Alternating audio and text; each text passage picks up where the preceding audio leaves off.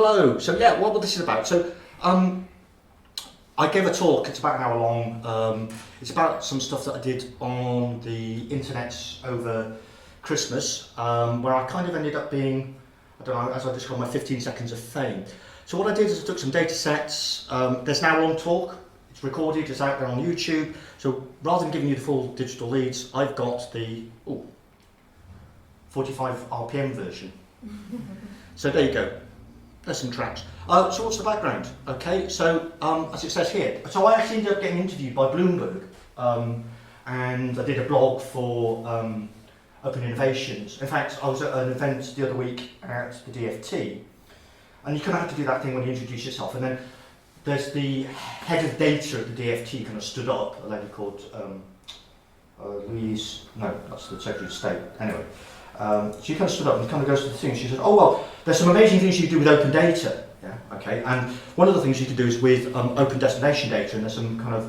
I thought, okay, this is a bit funny. So there was kind of like a breakout session. I said, well, because I had to kind of say, "Hi, I'm Will. I'm going to ask you a question." Blah blah. And so then, you know, have you seen this stuff? He said, "Oh, we know all about it. We read the article." And I was like, "What?" So I was actually more famous rather than the kind of my sort of parochial thing about doing trains portfolio, which is basically I'm accountable for design and delivery of all national timetable planning and operations interfaces and systems. She knew me because, and apparently what had happened is that it'd been spotted through their press team, and somebody sent out there going, "This is really cool, it shows you the problems with transport, why aren't we doing more of this stuff?" I was like, okay, so, you know. Anyway, so this is what apparently I kind of did. Over a weekend, I did several data sets, 2,500 maps. I did one for every railway station in the UK. Talked about just shy of 1 billion things in financial year 2018-19, because of course, why wouldn't you want to do that? And I did it at what I described as the Merineum, which is the happy moment between Christmas and the New Year. So it's sort of. Anyway, there you go. I've been paid to do technology about 25 years. I'm a physicist, a failed academic. I do some European stuff. And at night, I like to use the power of technology to think about where people go on trains, got social medias, which is kind of where this kind of starts. So where do I begin? There's me sitting in a lab, slightly hungover with some toast, quantum toast. There you go, origin destination data. Hopefully you can recognise the bear. So a guy I know called Alistair, I don't know if you've come across him, he was a lecturer and he kind of does some stuff and he does training. He kind of came up with this thing and said, hey, there's some data, freedom of information, central line track model, origin destination, where for every station in the UK, it told you the number of people that went between those. So I thought, well, that looks a bit rubbish. Why don't I just take a map and do something with it? How hard could it be? Okay. So there's some other stuff. You end up with a kind of, it was just 1 year's dump, 1819, there's about 1.5 million lines. And then you've got to try and do that and then draw it on a map and then add it all up. So it took me a little bit longer than I was thinking, but I have got some history here. I've done some stuff where I know about a lot of the data sources, partly through work, partly because I'm interested in this shizzle. You've got national public transport access, some bits missing, which is always interesting where your national source of where's my train station is missing from the data set, but there you go.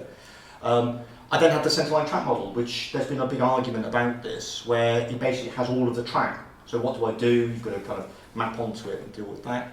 And then, what did I do? So there's 2,579 stations within the data sets, there's 14,000 blah, and then some lunatic had travelled from Wick. So theoretically you could go to here, but actually somebody ended up in Bodmin Parkway. And I was thinking, that's a brave 23-hour journey with a night overstay. And then the guys at Bloomberg did some stuff where they kind of worked out there's this 14-hour journey where you could do it's the longest one-day one you could do. If you go between Southend and Central and Victoria, you probably want to walk, it's about 120 metres or 105 miles if you go round, and similarly with Deakin. And then you could actually take a train which has 10 different journeys on a ferry if you wanted to go for the borders down through to, so there's kind of just random stuff you could do with the data. So this is what I planned to do. I kind of had this idea that there's a problem with bloody transport in outside of, so London's there, obviously. So this is kind of an aggregated view of all the passenger travels that happened that year, and a lot of it goes, guess what, in and out of London. But you've kind of got similar population densities up here in the kind of north of England, and maybe there's a problem. Why aren't people taking trains? And that's kind of where I was coming at it. But to do that, I had to kind of do a map for each of the stations. So I thought, well, why don't I just go out there, break my GitHub limit, and actually do one where you can go, and that's the bit that took off. And I didn't expect it, because I just did a kind of a quick render as a PNG, and so what? So I kind of did this. I said, you're interested in this? And then Alice said, oh, well, why is that it? You also did a passenger flow for each of the stations. It's now got to 510,000 people viewed it. It's got something like 20,000. I've had 20,000 views on, because I did it on LinkedIn. So it kind of took off. So what I then discovered was a few things. User experience is really important. So I did it 2 columns. I'll come to that. I also then used large file system in GitHub, and it's not a very big limit, when in fact I've got quite small files, but there's actually an I/O limit on it. So basically what happened is, within about 36 hours, it stopped working, because GitHub had said you used up your month's bandwidth. Somebody asked me about the Isle of Wight, which strangely enough doesn't actually have a piece of track. So I couldn't actually draw a line, but I kind of bodged it. And I'm going to talk about open data, so there you go. 1 column only. If you're going to do something, as I've discovered, people look at it on a bloody phone. They don't look at it on my... I was going to do 5 columns, because it's like, hey, I can see this on my... Anyway. What did people ping? I talked to Alistair about it. He said, yeah, 90 people went, wow! 5% is, where's my station? And it's like, swipe right, swipe... Anyway. 3%, hey, this guy's an evil alien, he's trying to take over our minds, microchip us. And 2% is, have you thought about doing a PhD thesis in rail transport studies? And it's like, well, yeah, but I did it over a weekend around Christmas. Probably not. One of the dangers of the state-of-art, that's just next to House Street. But I thought, yeah, the dangers of state-of-the-art hosting. Be careful about who you're doing this if you're trying to do it for free. And then there's a guy from Cambridge. Hell is other people.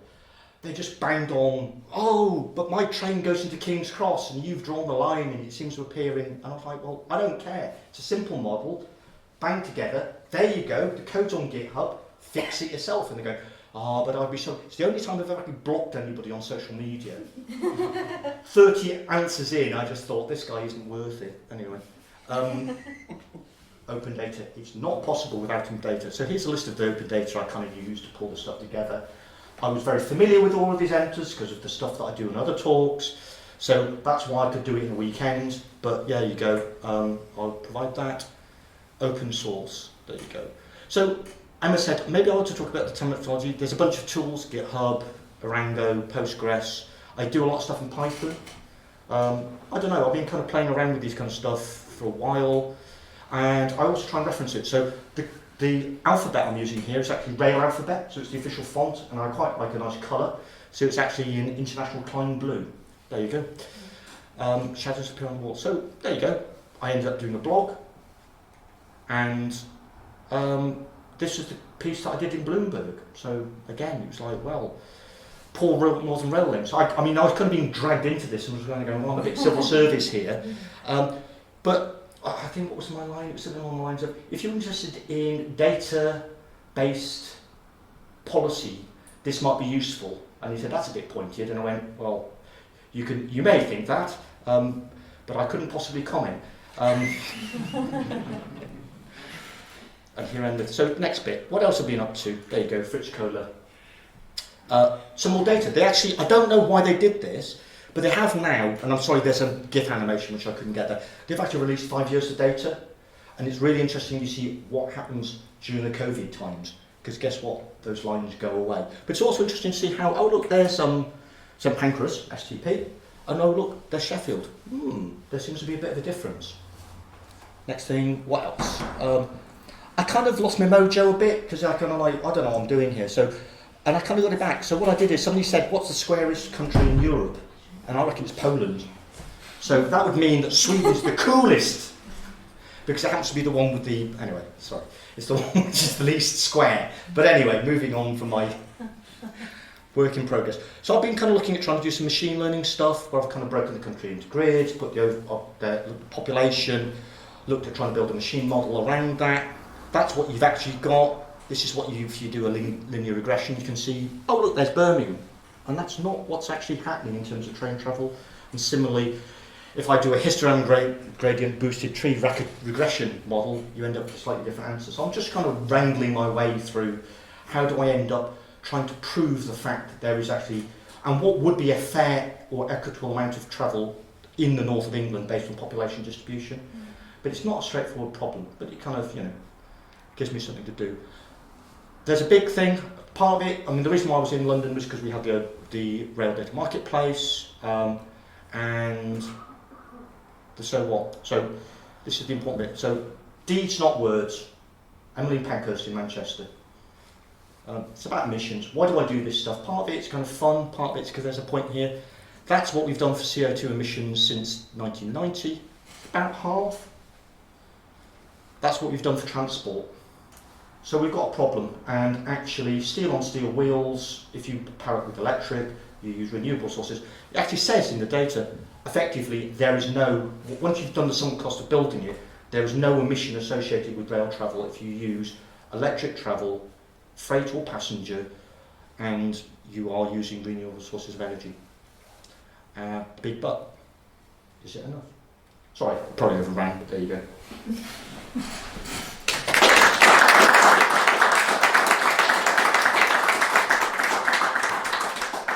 Fantastic, thanks Will.